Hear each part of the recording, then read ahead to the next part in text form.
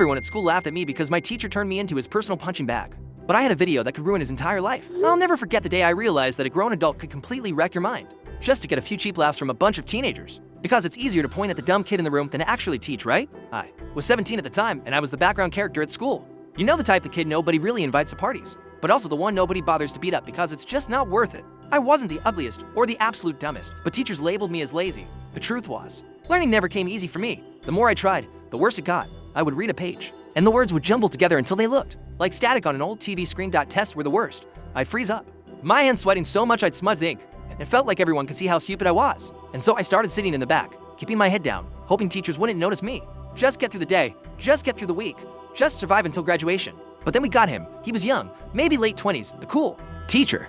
The one who joked about memes in class and let people play music during work time if they finished early. Everyone loved him. At first, I thought he was chill, too. He wore hoodies instead of dress shirts, and he fist bumped students in the hallway. But the thing about teachers trying to be cool is that sometimes they cross lines, and they know they can get away with it. I became that line. It started small. One day, he called on me to answer a question about something we had read for homework. I hadn't understood it, and I just sat there, my mouth dry, trying to remember anything to say. He raised an eyebrow and said, "Don't think too hard. Man, I don't want to see smoke coming out of your ears." Everyone laughed. It stung. But I forced a small smile so they wouldn't see how much it hurt. I told myself it was just a joke, that it would stop there. But it didn't. It became a routine. At first, the jokes were small, and I told myself I was overreacting. Maybe I was too sensitive. I thought. Everyone else laughed, and for a moment the class felt alive, like he was the star of a stand-up show. They were his audience. But the thing about these small jokes is that they have a way of growing teeth every day. He'd find a way to slip something in. If I asked a question, he'd sigh dramatically and say, "Let's all take a deep breath. This might take a while." If I answered wrong, he'd look around the room and say, "Anyone want to help our guy out here before he hurts himself?" Trying to think. People would laugh. Some laughed nervously, some genuinely.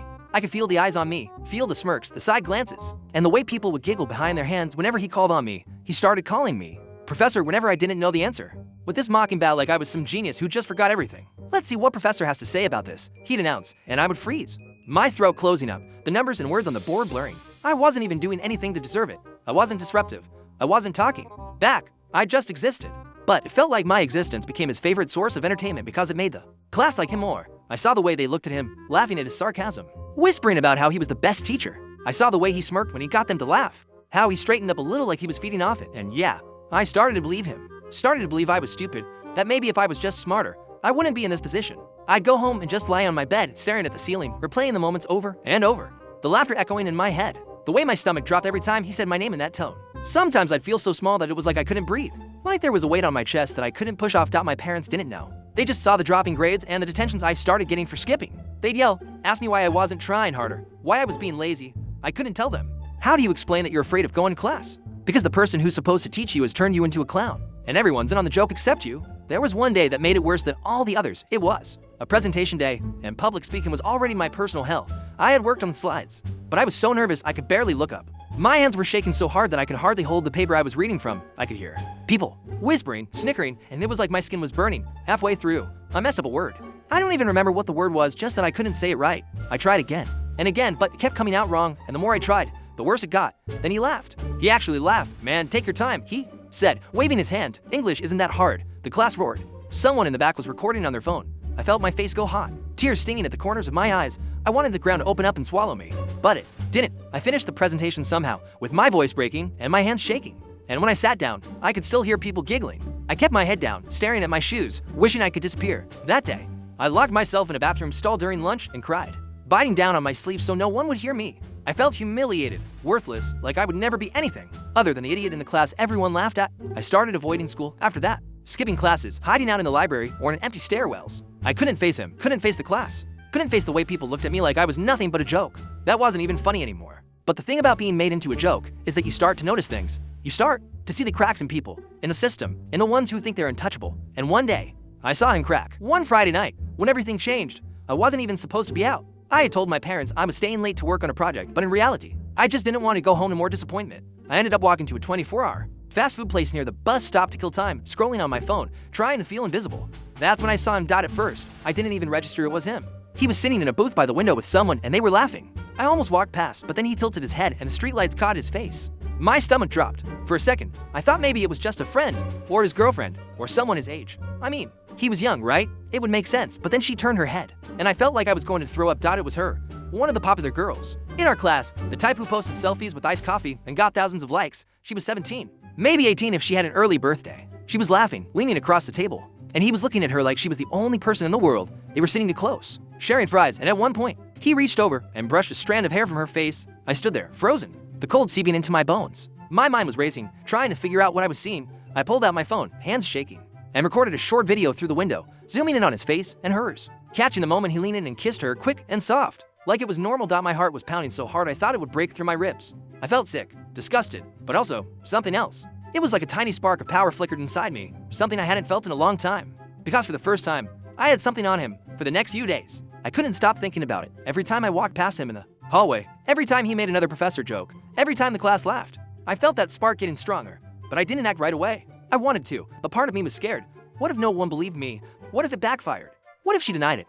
What if he found a way to turn it on me like he always did? So I started collecting proof. I made a fake Instagram account and followed her. She posted a photo one night with a caption that said late night talks with my favorite person, and the reflection of her iced coffee cup. You could see a blurry figure that looked exactly like him. I took a screenshot. Another time, she posted a boomerang of her getting into a car, and the car had the same dent on the passenger door as his dad. I started piecing it all together, saving everything in a hidden folder on my phone, creating a timeline. I even overheard her telling her friend that she couldn't wait for college, so they could be together for real. Her friend giggled, asking, "You mean Mr. Cool Teacher?" She shushed her, looking around, but I was right there, pretending to scroll on my phone. I had everything I needed, but I still waited because I wanted it to hurt. Then it happened.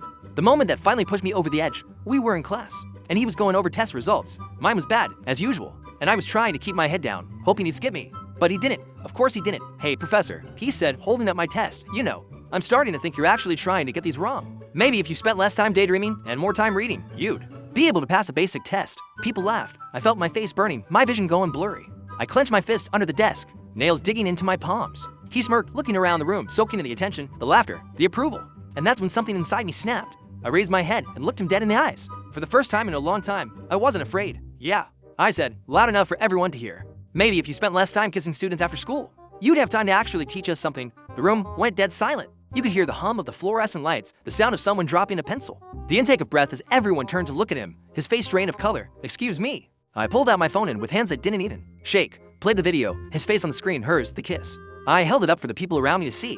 The gasps, the whispers, the shock on their faces were louder than any laughter they had ever given him. "Don't worry," I said, my voice steady. "I have more." And then I put my phone back in my pocket and leaned back in my chair, looking at him as he stood there, mouth opening and closing, his face pale and his hands trembling.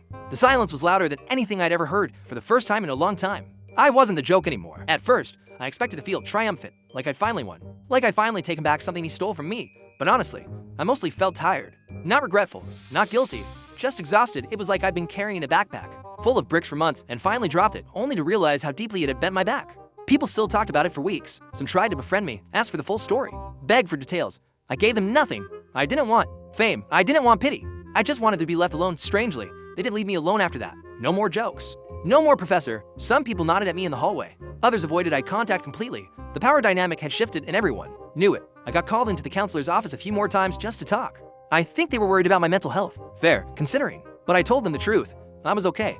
I was sleeping again. I wasn't afraid to walk into class anymore. For the first time in years, I felt like I could actually breathe. No one said anything for a solid 10 seconds. That might not sound like much, but in a high school classroom, 10 seconds of silence after a public accusation like that feels like a lifetime. Then came the whispers. People leaned over to each other, eyes wide, mouths half open. A few students from the back actually stood up to see the video more clearly on my phone. One kid even whispered, "Is that real?" And another muttered, "Holy Shastra's tea." The teacher, he just stood there, frozen. He looked like someone had unplugged him. Not angry, not smug, just completely stunned. Like he couldn't process what had just happened. "I need to speak with you outside," he said to me, his voice quiet, barely holding together. "No thanks," I replied, just as calm. "I think the administration will want to speak to both of us." More whispers. Someone actually said "you" out loud and a few people laughed, but it wasn't the usual laughter. It wasn't mocking me this time. It was that awkward, "oh god, this is really happening" kind of laugh. The kind people make when they realize they're watching something explode in real time.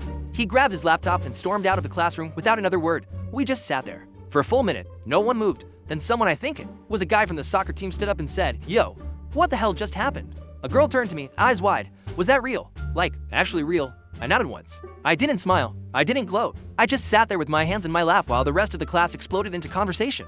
10 minutes later, an assistant principal came in and asked me to come with her to the office. As I stood up, I caught a glimpse of the girl sitting in the back corner, the one from the video. She looked pale as a ghost, like she might throw up. Our eyes met for a split second. She looked away first. The feisty sat me down with the guidance counselor, the assistant principal, and eventually, the principal. They asked me to show them the video. I did. Then I showed them the screenshots, the messages, everything. I explained how long it had been going on, how I had collected the evidence, how I had waited. They didn't say much, just a lot of quiet, nodding and a couple of exchanged glances. About an hour later, his classroom was empty and his car was gone. By the end of the day, word had spread to every corner of the building. People were texting me, messaging me on Instagram, even people who never spoke to me before. Some said, "Dude, you're a legend." Others said, "I always thought something was off about him." A few tried to gossip about the girl, but I shut that down every time.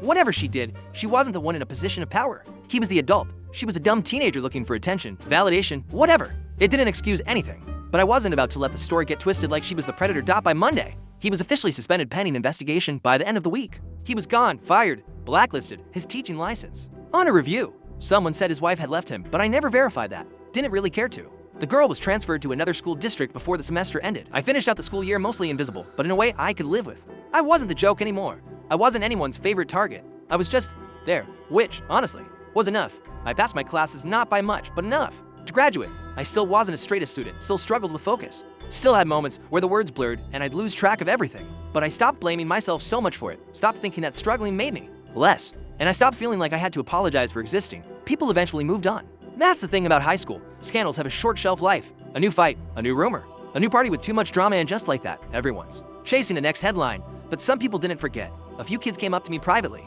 said stuff like, "Yo, thanks for doing what none of us had the guts to do." Or, "He used to make fun of me too, but not as much. Guess you were easier." One girl told me he used to comment on what she wore, but she didn't say anything because he was funny and nice most of the time. That word most stuck with me because that's the trap. He was funny. He was charming. That's how people like that work. They smile, they joke, they act like they're your friend, and then they turn you into a punchline when it benefits them, and you just sit there, smiling along, because what else can you do? You don't want to be too sensitive. You don't want to be the killjoy. You don't want to be that kid. I was that kid, and I'm not sorry.